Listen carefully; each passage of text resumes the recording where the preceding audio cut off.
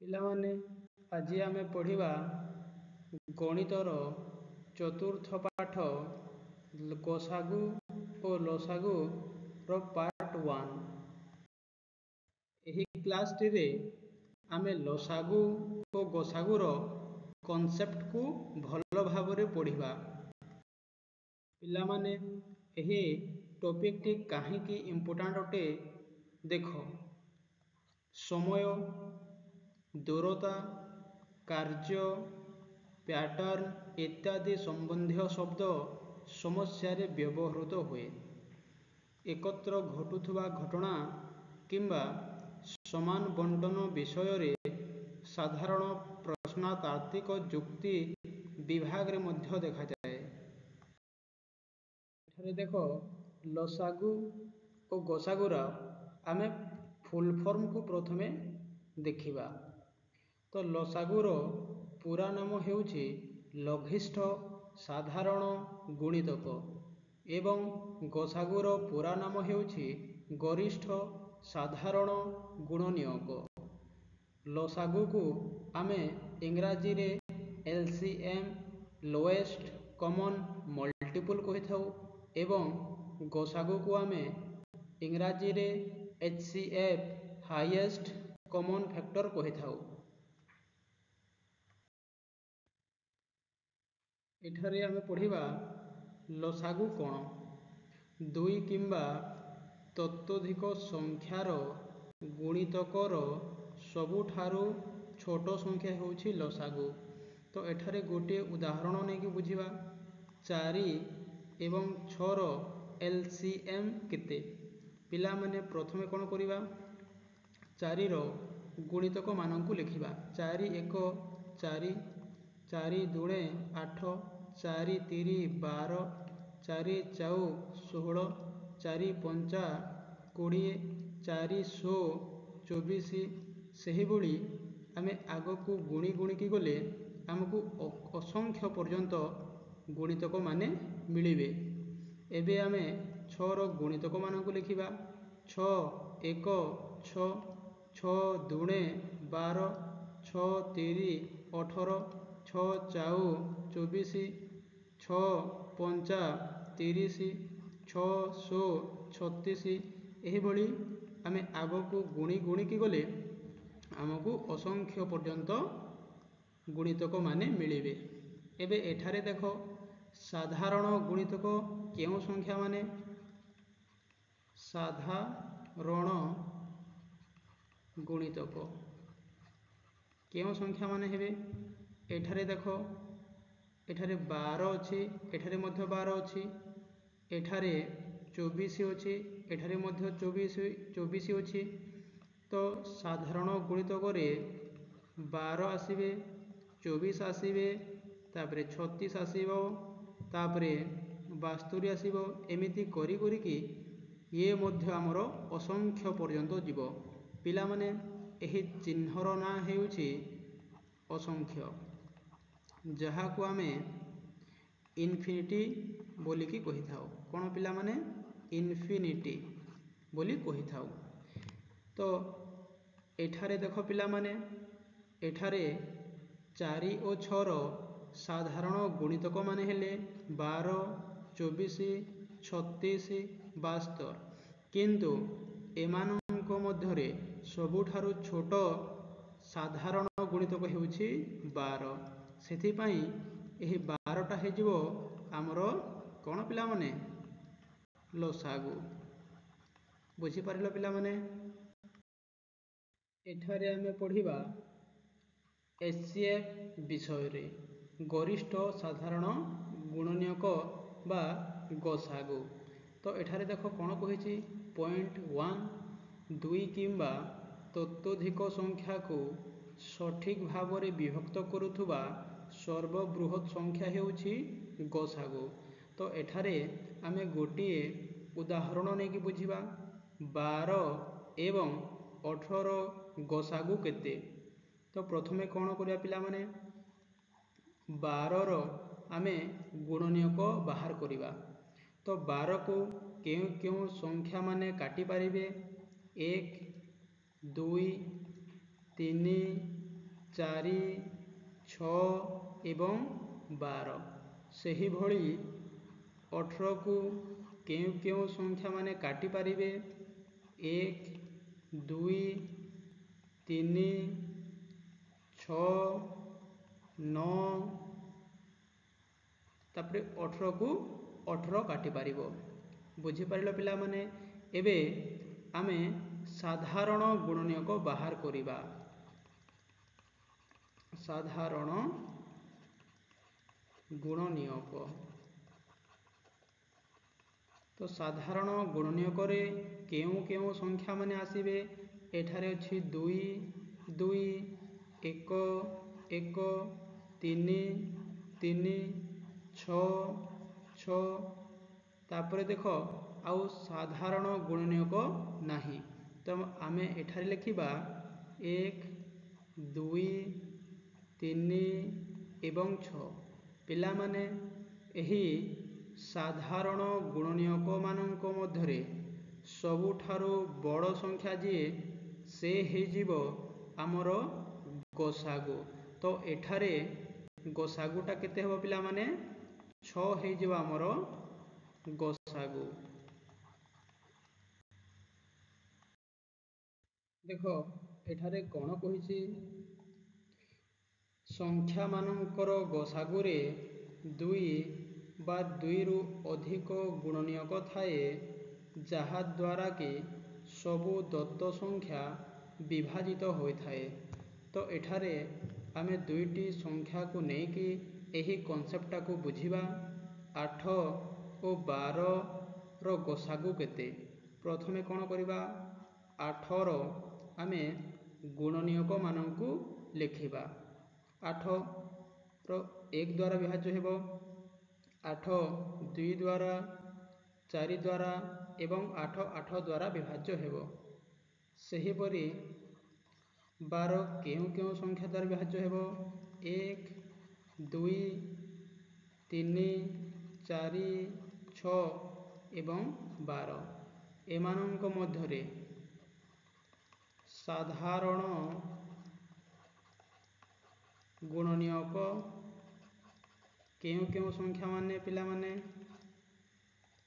देखो एठारे अछि 1 तळे अछि 1 ऊपरे अछि 2 तळे अछि 2 ऊपरे अछि 4 एवं तळे मध्ये अछि 4 तो आमर साधारण गुणनीयक माने हे जिवे 1 2 एवं 4 पिला माने कॉन्सेप्टटा कोन कहिछि देखो संख्या मानकर गोसागुरे 2 बा 2 रु अधिक गुणनीयक थाए एठारे देखो पिला माने 8 एवं 12 रो एही दुईटी संख्यार साधारण गोसागु हेउछि 1 2 एवं 4 तापर देखो जहा द्वारा कि सबु दत्त संख्या विभाजित होइथाए तो एठारे देखो पिला माने एही 8 और 12 4 द्वारा विभाज्य 2 द्वारा विभाज्य एवं 1 द्वारा संपूर्ण रूपे विभाज्य हेबे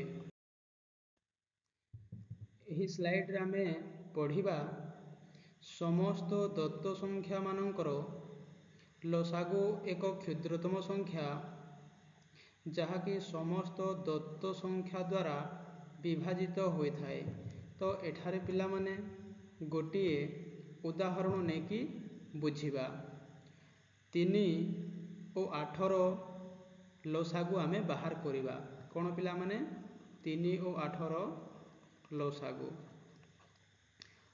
देखो एठारे 3 होछि गोटे मौलिक संख्या सेहीपरि 8 होछि हमर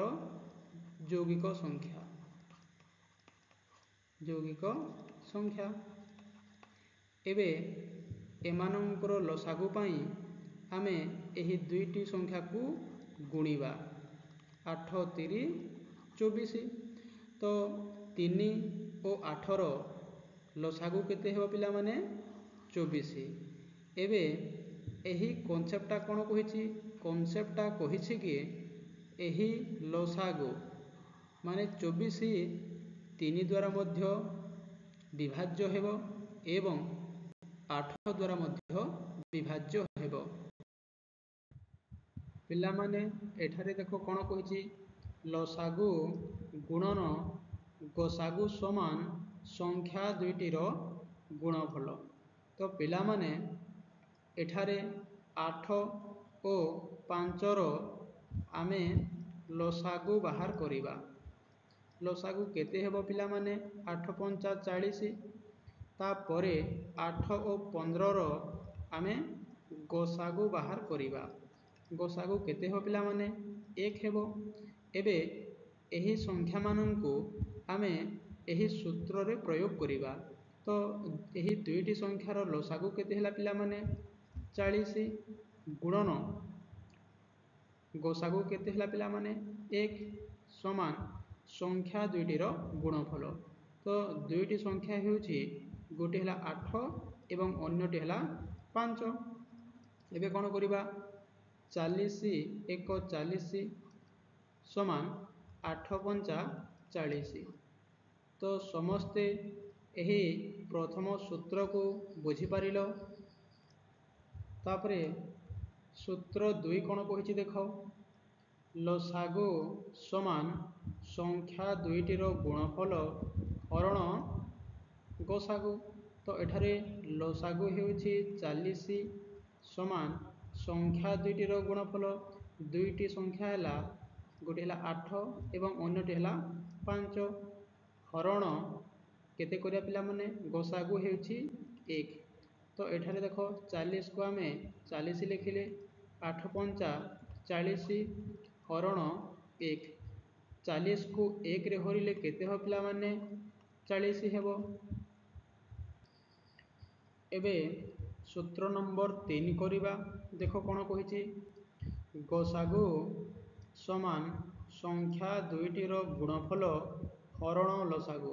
ତ ଗସାଗୁ ହେଉଛି 1 ସମାନ ସଂଖ୍ୟା ଦୁଇଟିର ଗୁଣଫଳ 8 ଗୁଣନ 5 ହରଣ ଲସାଗୁ ହେଉଛି 40। ଏବେ ଆମେ କ'ଣ କରିବା ଦେଖ, 8 ପଞ୍ଚା 40 ହରଣ 40। 40କୁ 40ରେ ହରିଲେ କେତେ ହେବ ପିଲାମାନେ? 1।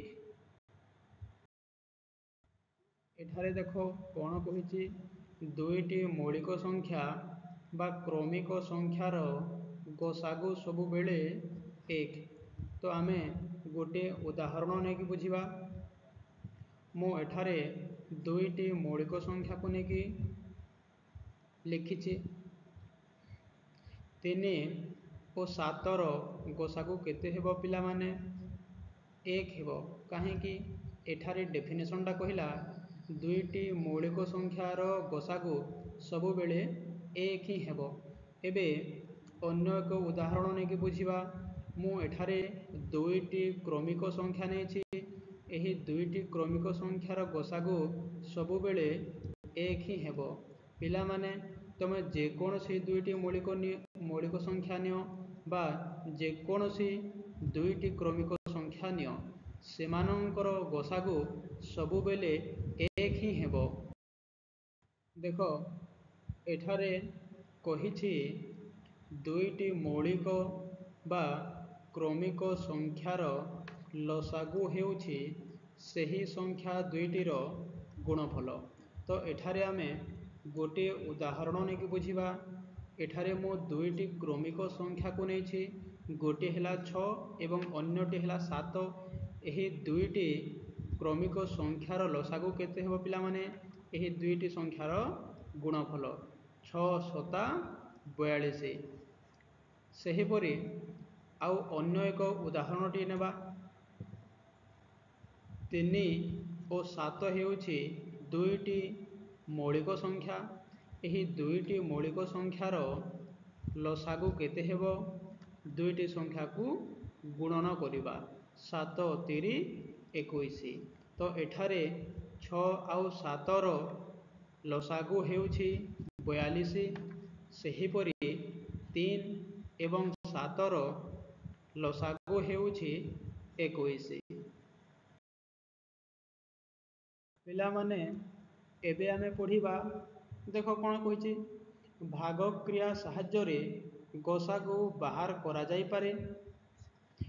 ତୃତୀୟ ପଏଣ୍ଟ କହିଛି ସଂଖ୍ୟା ଗୁଡ଼ିକୁ ସେମାନଙ୍କର ମୌଳିକ ସାଧାରଣ ଗୁଣନୀୟକ ଦ୍ୱାରା ଭାଗ କରାଯାଇ ଗସାଗୁ ନିର୍ଣ୍ଣୟ କରାଯାଏ।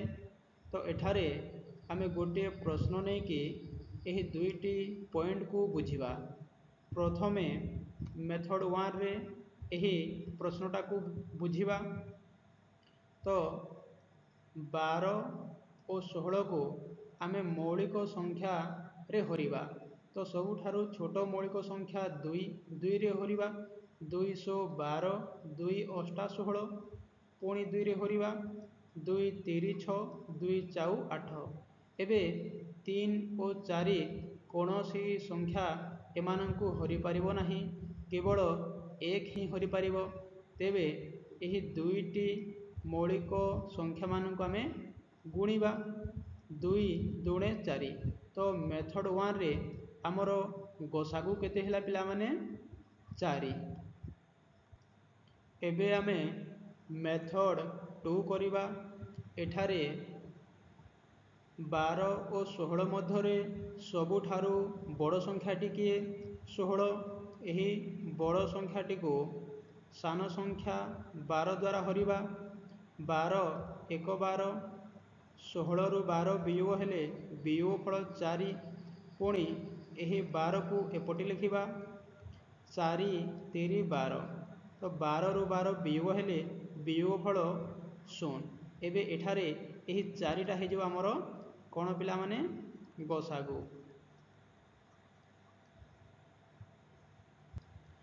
ଏବେ ଏହି ପ୍ରଶ୍ନଟିକୁ ମେଥଡ଼ 3ରେ ବୁଝିବା। ଏଠାରେ ପ୍ରଥମେ 12ର ଗୁଣନୀୟକମାନଙ୍କୁ ଲେଖିବା। 12 1 ଦ୍ୱାରା ବିଭାଜ୍ୟ, 2 ଦ୍ୱାରା ବିଭାଜ୍ୟ, 3 ଦ୍ୱାରା ବିଭାଜ୍ୟ, 4 ଦ୍ୱାରା ବିଭାଜ୍ୟ, 6 ଦ୍ୱାରା ବିଭାଜ୍ୟ ଏବଂ 12 ଦ୍ୱାରା ବିଭାଜ୍ୟ। ସେହିପରି 16ର ଗୁଣନୀୟକମାନଙ୍କୁ ଲେଖିବା। 1 2 4 8 ଏବଂ 16। ଏମାନଙ୍କ ମଧ୍ୟରେ ସାଧାରଣ ଗୁଣନୀୟକ କେଉଁ କେଉଁ ସଂଖ୍ୟାମାନେ?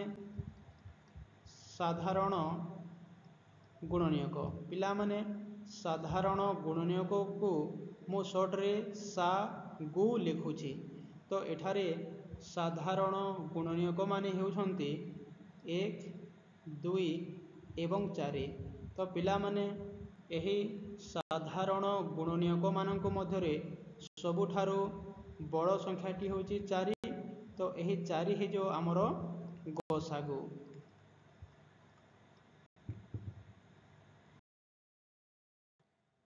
ପିଲାମାନେ, ଆଶା କରେ କ୍ଲାସ୍ଟି ସମସ୍ତଙ୍କୁ ଭଲ ଲାଗିଥିବ।